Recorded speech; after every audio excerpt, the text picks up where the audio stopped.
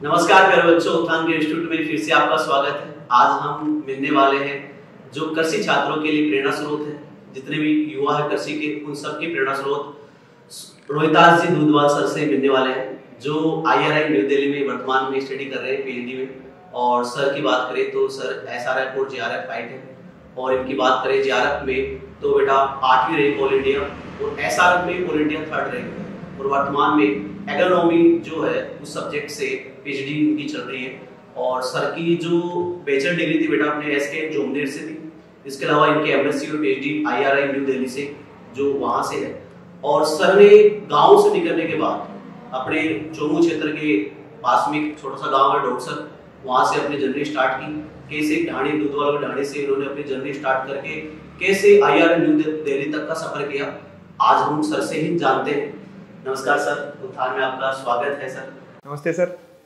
सबसे पहले तो मैं आपका धन्यवाद देना चाहता हूं कि आपने मुझे अपने इंस्टीट्यूट पर बुलाकर अपना समय दिया और इंस्टीट्यूट का विजिट कराया, और आप किस प्रकार से जो हमारे कृषि के छात्र हैं उनको किस प्रकार से दिशा दे रहे हो उसके बारे में बताया। तो सर मेरा जन्म एक किसान परिवार में हुआ, और उसके बाद में पहले मेरा ये नहीं था कि मुझे एग्रीकल्चर चूज करना है, बट एक बचपन में एक ऐसा होता था कि यार ऐसा क्यों है कि यार खेती किसानी हम इतना करते हैं और पैसा क्यों नहीं मिलता है इतना, मतलब ये एक हमेशा दिमाग में ये रहा। उसके बाद में लेकिन मैंने सब्जेक्ट जो है वो घर वालों की मेरी इच्छा थी कि मैं डॉक्टरी करूं, डॉक्टर बनूं, तो उसकी वजह से मैंने बायोलॉजी चूज किया और मैं नीट की तैयारी करने के लिए सीकर चला गया। अब सीकर गया, लेकिन मेरा जो मन था वो कहीं ना कहीं कृषि से जुड़ गया, क्योंकि 12th के बाद में मैंने 2 महीने के लिए JET की जो हमारी कोचिंग होती है वो मैंने ऐसे ज्वाइन कर ली थी। तो उससे मेरा इंटरेस्ट डेवलप हो गया कि यार ये सब तो हम घर पे देखते हैं और ये सभी बुक्स में पढ़ना है, तो ये तो बहुत अच्छी है हमारे लिए। तो और फिजिक्स से कहीं ना कहीं एक जुड़ाव भी नहीं हो पाया उस टाइम पे, तो इसकी वजह से मैंने नीट की तैयारी की, लेकिन मेरा मन जो है वो डायरेक्टली शिफ्ट हो चुका था एग्रीकल्चर की तरफ। तो उसके बाद में 1 साल नीट की तैयारी करते करते मैंने JET का फॉर्म फिलअप कर दिया, और फॉर्म फिलअप करने के बाद में नीट पे तो ध्यान दिया नहीं, और जेट का जो सिलेबस है वो मैंने निकलवा के तैयारी स्टार्ट कर दी।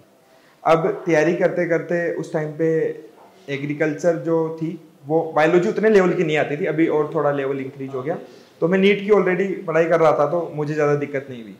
उसके बाद में मेरा सिलेक्शन हो गया, और मेरा मन था उस टाइम पे कि मैं उदयपुर जाऊँ, पर फिर घर वालों ने ये बोला कि पास में जॉबनेर है, जॉबनेर से कर लो, तो इसलिए मैंने जॉबनेर से मेरी ग्रेजुएशन स्टार्ट की। अब जॉबनेर चले गए, तो जॉबनेर जाने के बाद में एक होता है ना कि एक ड्रीम लाइफ बनाते हैं बच्चों के, वो होता है, और हम भी मूवीज वगैरह में ये देखते थे कि यार कॉलेज में जाने के बाद तो मजे ही मजे हैं, थोड़ा घूमेंगे फिरेंगे मजे करेंगे। बट वहाँ जाने के बाद ये चीज़ देखी कि यार नहीं, अभी सफ़र यहीं पे ख़त्म नहीं होता है। स्टार्टिंग में ज़रूर 1-2 साल तो मज़े किए, मतलब वो सब करते हैं, करना भी चाहिए, क्योंकि मजे नहीं करोगे तो आप फिर वो ये कि सिंगल डायरेक्शन रहोगे तो कभी भी आपको जो डाइवर्सिफाइड आपका जो अपब्रिंगिंग है वो नहीं होगी। तो 2-3 साल थोड़ा मस्ती मजाक भी की, उसके साथ साथ जो है एग्रीकल्चर को भी कवर किया, तो सीखा कि यार एग्रीकल्चर अभी बहुत डाइवर्स है। हम तो JET की तैयारी करते थे तो केवल ये पढ़ते थे एग्रोनॉमी, सस्य विज्ञान, उद्यान विज्ञान, हमारी हॉर्टिकल्चर और लाइव स्टॉक तक हम सीमित थे। उसके बाद में पैथोलॉजी, एंटोमोलॉजी, अलग अलग विषय वहाँ पे जाके देखा, जेनेटिक्स एंड ब्रीडिंग भी अलग होता है। तो मतलब मैं कहा यार ये तो बहुत समुंदर है, अभी तो इसमें बहुत कुछ करना है। तो उस टाइम पे 2020 के अंदर जो हमारा कोरोना पीरियड स्टार्ट हो गया, उसकी वजह से मैं घर पे आया, और घर पे आके जब घर वालों की थोड़ी स्थिति देखी कि यार इनकम का सोर्स नहीं है, अब हम कब तक घर वालों से पैसे लेके जो है अपनी पढ़ाई को कंटिन्यू करेंगे। तो मैंने ऑप्शन निकाला, मैं एक पेन और पेपर लेके बैठा कि यार मेरे पास क्या क्या ऑप्शन है, कि मेरे को तुरंत या तो नौकरी लगे, मेरी जस्ट मैं BSc कंप्लीट करूं, या तो मुझे तुरंत जॉब मिले, या फिर मैं कुछ मेरे पास सोर्स ऑफ इनकम होना चाहिए। तो फिर उसके बाद में मेरे को पता चला कि यार ICAR जो है वो एक MSc के लिए एग्जामिनेशन कंडक्ट कराता है, जो ICAR JRF के नाम से जानी जाती है। फिर उसके बाद में ये था कि मेरे को सब्जेक्ट चेंज करना था, फिर मैंने अलग अलग सब्जेक्ट के बारे में देखा, आगे क्या फ्यूचर है, मेरा किस में इंटरेस्ट है, मुझे क्या चीज़ पढ़ने में ऐसा लगता है कि मैं उसमें अच्छा कर सकता हूँ। तो फिर एग्रोनॉमी को मैंने चूज किया, और एग्रोनॉमी से मैंने तैयारी स्टार्ट की, घर से ही तैयारी स्टार्ट की, और उसके बाद में एक पढ़ने में मज़ा आने लगा। जब हम फर्स्ट टाइम ऐसा लगा कि इंटरेस्ट से हम तैयारी कर रहे हैं। फिर उसके बाद में ऑल इंडिया रैंक 8th मेरी आई, और IRI पूसा न्यू दिल्ली, जो कि मैं ये बोलता हूँ कि एग्रीकल्चर के स्टूडेंट्स का सपना है वहाँ से अपनी MSc PhD करना, या फिर अभी तो ग्रेजुएशन भी स्टार्ट हो गई, BSc वहाँ से करना एक सपना होता है। फिर मैंने वहाँ पे एडमिशन लिया और वहाँ पे जाने के बाद में जो एक बदलाव आया चीज़ों को देखने के नज़रिए में, सोचने के नज़रिए में, किस प्रकार से जो है काम हो रहा है, मतलब वास्तव में जो रिसर्च है वो किस लेवल का हो सकता है, वो वहाँ पे जाके देखा। एमएससी के अंदर रिसर्च करना होता है, थीसिस वगैरह में लिखनी होती है, वो किया। फिर अपनी तैयारी कंटिन्यू रखी और एसआरएफ में भी ऑल इंडिया रैंक 3rd आई सर। अच्छी लगातार अच्छी मेहनत की तो, पर वो मेहनत की जो प्रेरणा है वो मिलती है केवल घर वालों को देख के कि यार हम खेती किसानी से जुड़े हुए लोग हैं, अगर हम एग्रीकल्चर में आगे नहीं जाएंगे तो फिर कौन जाएगा। हम बोलते हैं कि यार किसानों का हमें उद्यान करना चाहिए, उनकी इनकम इंक्रीज हो, वो तब होगी जब किसान का बेटा एमएससी पीएचडी करेगा और अच्छी सर्विस में जाएगा, तब जाके ये सब पॉसिबल है। तो इस प्रकार से सर जो सोर्स ऑफ मोटिवेशन है वो हमेशा माता पिता ही रहे और आगे भी बस यही है कि एग्रीकल्चर के लिए कुछ करना है, किसानों के लिए कुछ करना है और एग्रीकल्चर स्टूडेंट्स के लिए किसी भी प्रकार से जो है वो कंट्रीब्यूट करना। बहुत अच्छा लगा सर, आपने कैसे घर वालों की जरूरतों को ध्यान में रखते हुए अपना सपना पूरा किया और चोमू से IIM न्यू दिल्ली तक का सफर किया। मैं भी बच्चों को ये कहना चाहता हूँ कि बेटा आपके जो ड्रीम है वो हमेशा बड़े होने चाहिए। सर चाहते हैं तो BSc के साथ एग्रीकल्चर सुपरवाइजर की तैयारी करके कहीं ना कहीं जो भी लग सकते थे, लेकिन सपना बड़ा था। SRF JRF करना बहुत भारी काम होता है बेटा, वो सब निकालने के बाद किसी रिसर्च में जाना बहुत बड़ी बात होती है, जो बच्चे जनरली सोच नहीं पाते। तो हमेशा बड़ा सोचना चाहिए।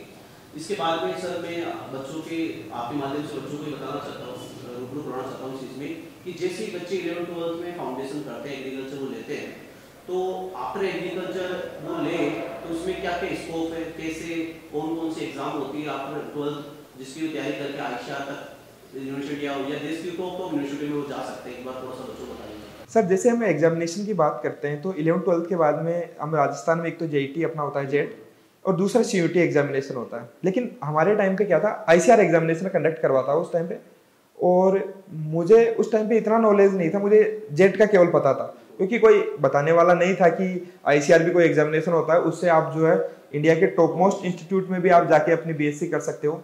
इसकी वजह से मुझे लगा कि यार राजस्थान में ये 5 यूनिवर्सिटी है और यही है मतलब जिससे अपने को BSc करनी है। लेकिन फिर जब बाद में धीरे धीरे पता लगा कि नहीं यार बाहर भी यूनिवर्सिटीज है, GB पंत हो गई, HAU हो गई, और उसके बाद तो IRI के अंदर जो BSc जब से स्टार्ट हुई है, फिर तो मुझे लगता है कि बच्चों का सपना IRI में जाना बन गया है और बनना भी चाहिए सर। मैं IRI में सर 5 साल से जो है वो मैं IRI में हूँ, वहीं से MSc की, उसके बाद में अभी PhD भी वहीं से चल रही है। तो सर मैं वहाँ के इन्वायरमेंट की बात करूँ ना, मतलब इतना पॉजिटिव इन्वायरमेंट है, सच में हम उसको प्रेस्टिजियस इंस्टीट्यूट बोल सकते हैं एग्रीकल्चर का। वो एग्रीकल्चर के जो स्टूडेंट है उसे सपना बना सकते हैं। वहाँ पे जाने के बाद इतने डाइवर्सिफाइड ऑप्शन आप बच्चों के लिए हो जाते हैं। अगर कोई BSc में वहाँ पहुँचता है तो मैं बोलता हूँ कि हमसे केवल 3 किलोमीटर दूर है ओल्ड राजेंद्र नगर।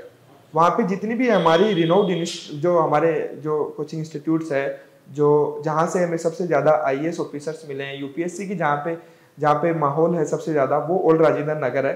वो हमसे केवल 3 किलोमीटर है। अगर कोई BSc में बच्चा IRI में जाता है और वो अपना सपना बनाता है UPSC क्लियर करना, वो सबसे टॉप मोस्ट जो हमारी जॉब हम मानते हैं उसको, वो वहाँ से अचीव कर सकता है।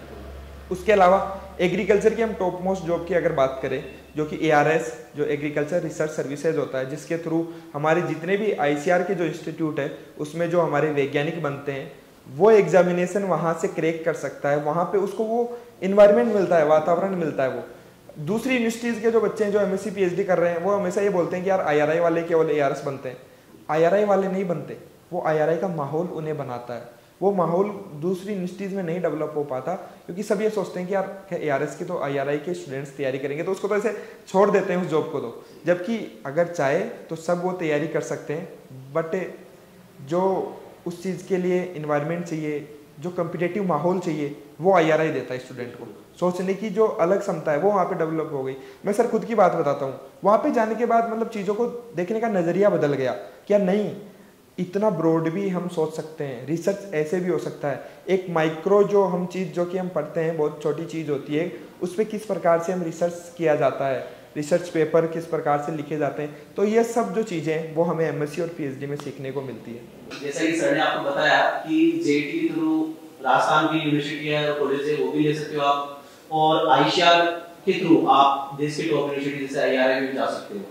तो दोनों में क्या डिफरेंस है? अगर JET के थ्रू आप पढ़ना चाहते हो तो क्या डिफरेंस है सीयूटी के थ्रू आप या आईसीआर के थ्रू आप देश की यूनिवर्सिटी में आईआर में जाना चाहते हो तो क्या डिफरेंस है? और सर काफी सारे बच्चों की प्रॉब्लम भी आती है कि सर जेट में तो लड़कों को स्कॉलरशिप नहीं मिलती है, तो आईसीआर में जो बच्चों को स्कॉलरशिप मिलती है उसके बारे में भी एक बार थोड़ा सा बता दो, बच्चों की कितनी क्या स्कॉलरशिप मिलती है, वो मिलती भी है या नहीं है, काफी सस्पेंस रहते हैं, थोड़ा सा बताओ बच्चों को। देखो सर, अगर डिफरेंस की हम बात करें ना, तो पहला डिफरेंस तो यही है कि आपको अपने स्टेट से बाहर जाने का मौका मिलता है। अगर सीयूटी के थ्रू हम एग्जामिनेशन देते हैं तो आप दूसरे स्टेट में भी जाओगे। अब दूसरे स्टेट में जाने का मतलब है कि हमें जो है वो डाइवर्सिफाइड मिलेगा। कि हम बात करें, जैसे अब मैं राजस्थान का रहने वाला हूँ, अगर मेरे को कैंपस मिलता है यूएस बेंगलोर या यूएस धारवाड़, तो मुझे कर्नाटका जाने का मौका मिलेगा। वहाँ का जो कल्चर है मुझे वो सीखने का मौका मिलेगा, प्लस स्किल जो कि सबसे मेन इंपॉर्टेंट चीज है वो हमारी डेवलप होगी। क्योंकि सेम जगह रहते हैं, जैसे हमने जॉब नेट से की, वही हम मारवाड़ी घर पे बोल रहे हैं, वही मारवाड़ी हम वहाँ बोल रहे हैं, तो मतलब डेवलपमेंट कहाँ हुआ? वो डेवलपमेंट नहीं है, पर्सनल डेवलपमेंट नहीं हो पाएगा हमारा कभी भी, कम्युनिकेशन डेवलपमेंट हमारा नहीं हो पाता।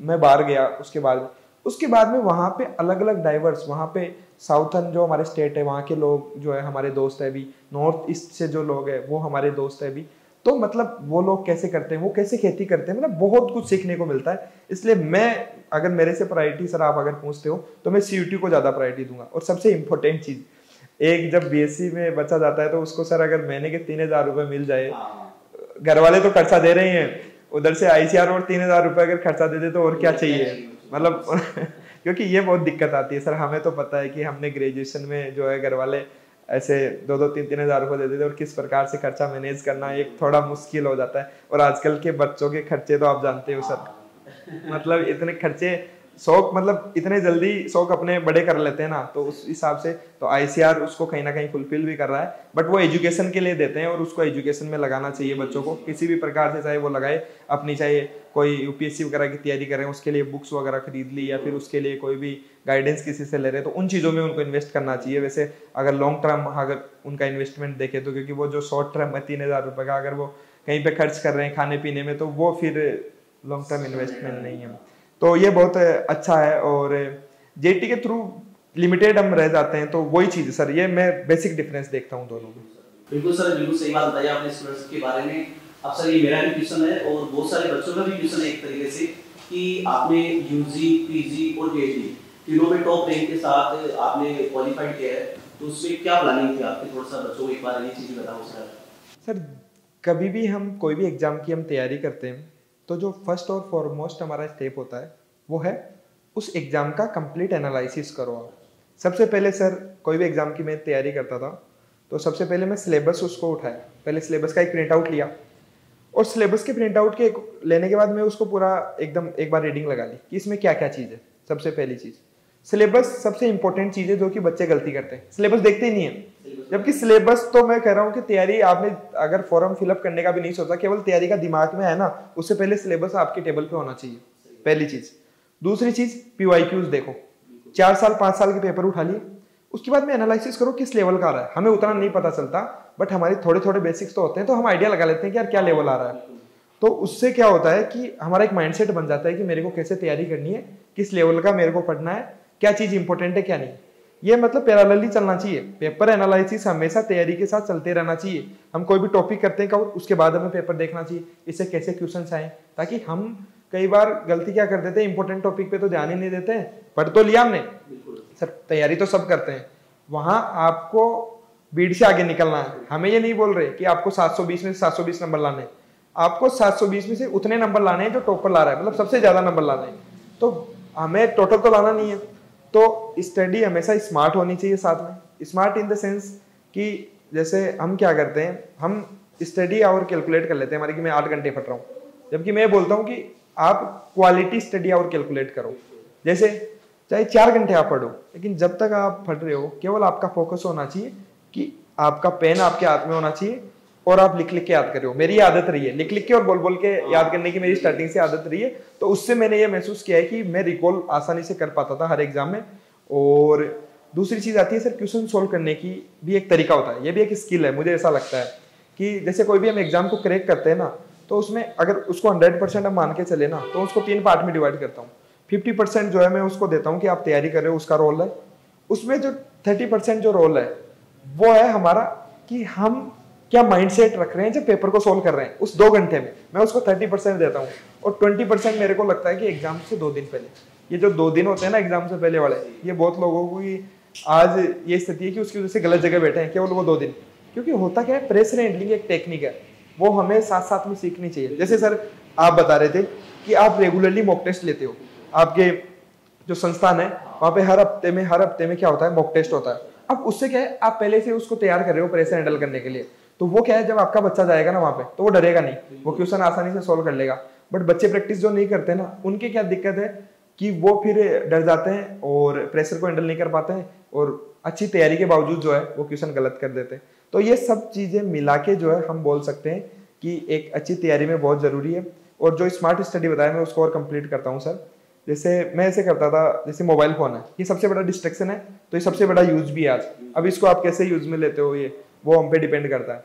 तो जब मैं मोस्टली जेआरएफ की तैयारी के टाइम की बात बताऊँ, क्योंकि जब हम जेट की करते तब तो हमें फोन देते नहीं थे, ये तो आज के बच्चों को मिल जाते हैं 12th करते ही फोन, मोबाइल फोन। नहीं, हमें तो जेट के टाइम पे कोई मोबाइल फोन नहीं था, तो उस टाइम पे तो कोई डिस्ट्रैक्शन ही नहीं था इसका। बट जब जेआरएफ की तैयारी करा था उस टाइम पे थोड़ा डिस्ट्रैक्शन था, तो मैं इसे यूज में लेता था। जैसे मेरे मोबाइल फोन का वॉलपेपर है, वो भी कुछ ऐसा होगा जैसे इंस्टीट्यूट के नाम है, जो चीजें मुझे याद रखने की है। जैसे कुछ चीजें हमें समझने की होती है, कुछ चीजें होते हैं फैक्ट्स, जिनको आप जितनी ज्यादा बार देखेंगे उतना याद होगी। जैसे साइंटिफिक नेम हो गए, जैसे और हमारी जो भी चीजें फैक्ट्स है, तो मैं उनको इस वॉलपेपर पे लगा लिया। अब वॉलपेपर पे लगा लिया तो दिन में 4 बार अगर मोबाइल को खोल रहा हूँ तो मैं उसको देखूंगा एक बार।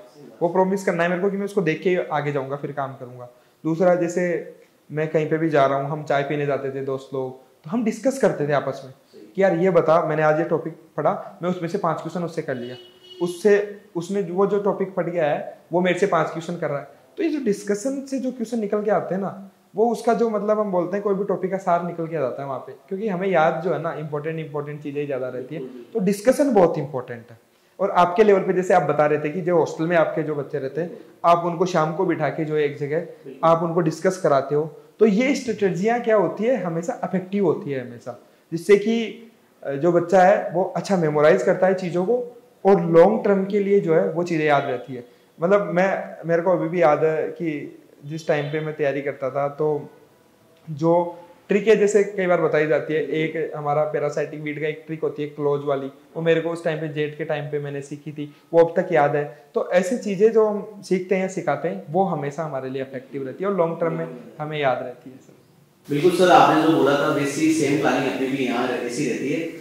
हम भी बच्चों को लगभग यही चीज़ें बोलते हैं कि आप लिख के याद करने की कोशिश करो। ज़्यादातर मॉक टेस्ट वगैरह भी ज़्यादातर हम हर वीक लेते हैं बच्चों के।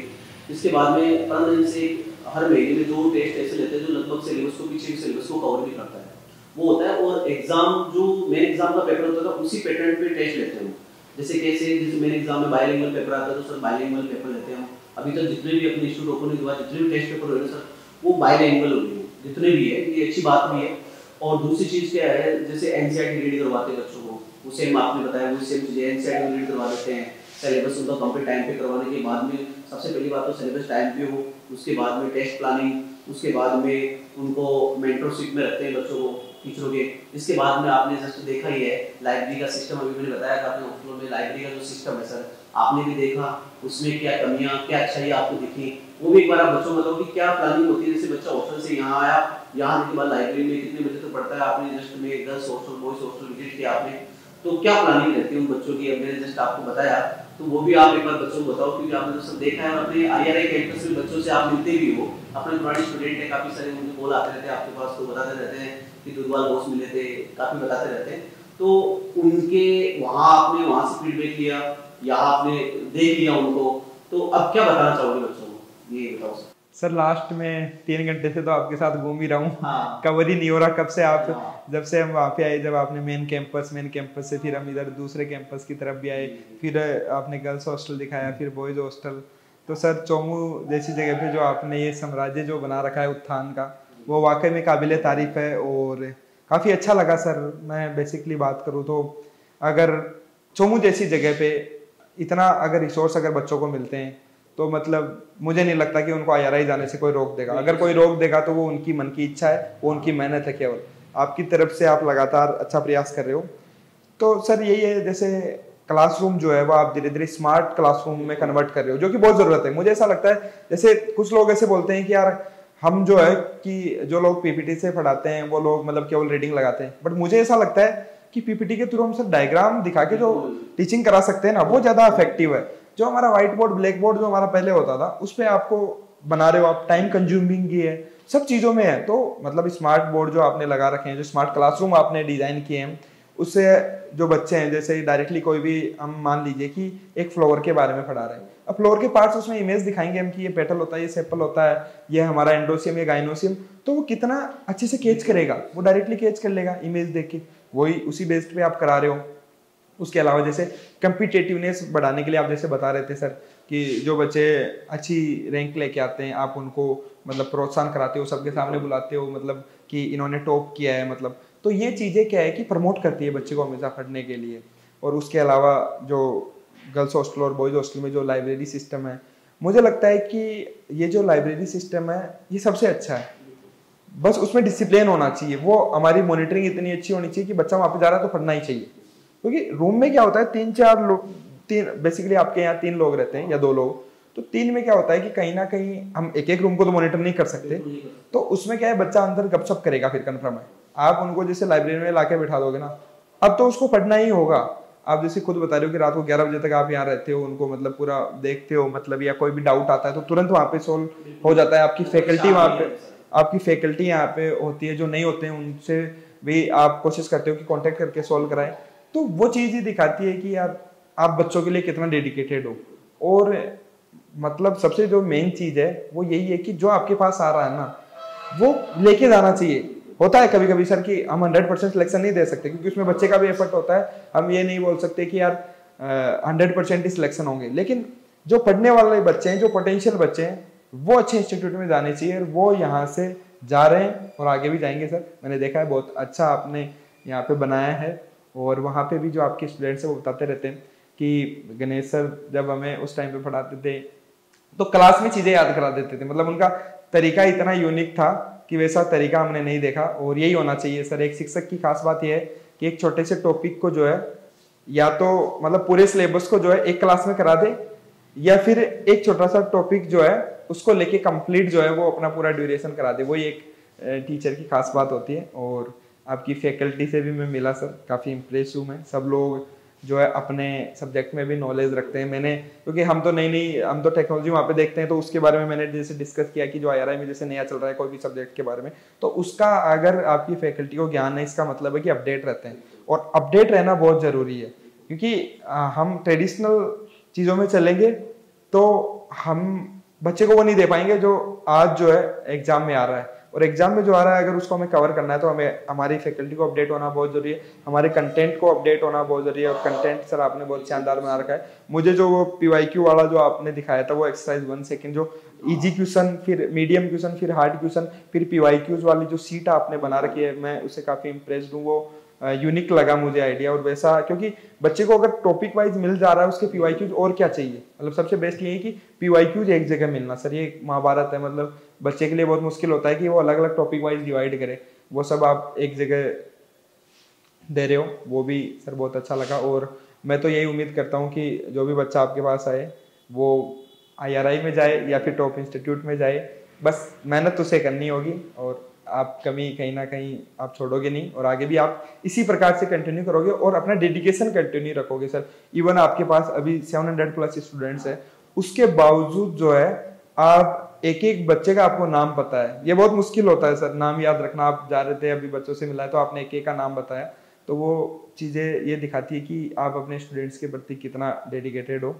और अगर जैसे अभी आप बता भी रहे थे कि क्रैश कोर्स तो आप फ्री में ही कराते हो, मतलब जो जेट और जो अभी 12th एग्जाम देंगे जो इस बार, तो सर ये भी मतलब लोग ये मानते हैं कि यार जब नेता लोग जो है वो फ्रीबीज देते हैं उसको सैल्यूट करते हैं, जबकि टीचिंग फ्री में आप दे रहे हो, मैं तो इसको सैल्यूट करता हूँ। ये असली चीज तो फ्री में देने वाली चीज तो एजुकेशन है, जो चीज सर आप दे रहे हो। जबकि फ्री में बिजली, और चाहे आप बिजली के पैसे ले लो, आप पानी के आप पैसे ले लो, वो फ्री में मत दो। आप अगर एजुकेशन हम फ्री में दे देंगे तो वो बिजली लाइक तो अफोर्डेबल बन जाएगा वो कल को, जो चीज आप कर रहे हो सर। और होप सो जो लोग हमारे चोमू क्षेत्र के हैं या फिर आपके पास जैसे MP से भी कुछ स्टूडेंट्स थे, कुछ नागौर जो हमारा एरिया है उसके, जो हमारे जोधपुर के कुछ बच्चे मिले, तो ऑल ओवर राजस्थान को आप कवर कर रहे हो। तो मैं तो यही करूँगा कोशिश कि सर मैक्सिमम बच्चों तक आप पहुँचो, एटलीस्ट वो जान पाए कि यार उत्थान है चोमू के अंदर जो कि अच्छा काम कर रहे हैं, जिनके पास क्वालिटी है, जिनके पास टीम है, ताकि वो कहीं दूसरी जगह ऐसी जगह ना फंस जाए गलती से,